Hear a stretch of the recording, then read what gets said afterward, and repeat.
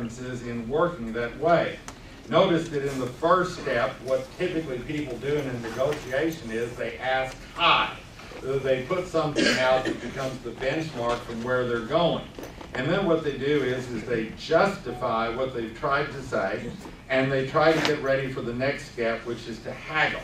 Win, lose. What you try to do is discover the limits and, of course, come out ahead.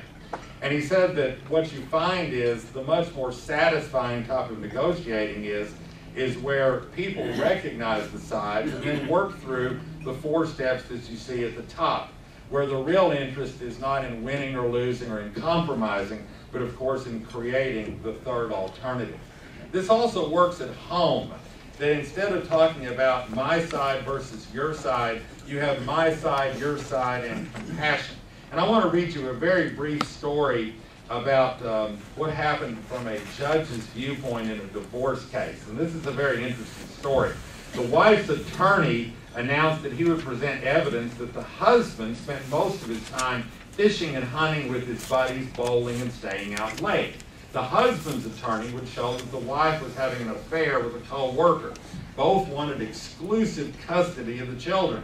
This is what the judge said. Today I will hear evidence for several hours. Then I will decide whom to believe.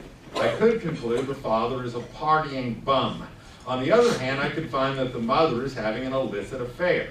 Then I will make a decision, and that is the risk you take by having me decide something that you as parents should decide. Not based on your own selfish interest, but for the good of the kids. You know, I don't love your children. I care for their welfare, but I don't love them as you do. But I will make a decision that will affect the lives of these 2 little children. It may well be the wrong decision. I suggest that you 2 parents grow up and put the kids' interests ahead of yours. I'm going to recess this trial for 30 minutes. During that time, both of you go with your attorneys and talk about what really is best for these children. Make plans for their future. If you're able to put your pride and ego aside, you should be able to do what is best for them. If you don't do this, you will put their future in my hands, the hands of a complete stranger who doesn't even know them, and then I'll see you in 30 minutes. Very interesting way to look at how you look at those sides. And that took guts for that, Judge. Then the last thing I want to say in your outline is he also talks about that you can live a third alternative life.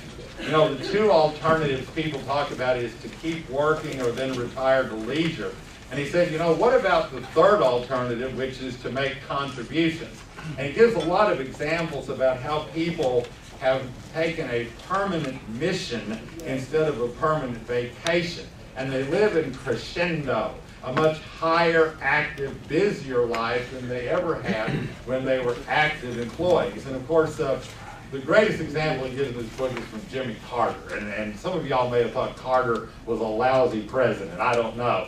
But one of the things you have to say is he's certainly been active since he left the White House. And he's found ways to contribute to society and to life. And if, again, more of us did what he talks about here, I think our jobs and our lives and our homes would be much, much better. That's Stephen Covey, the third alternative, solving life's most difficult problems. I hope you enjoyed that synopsis from Stephen Covey.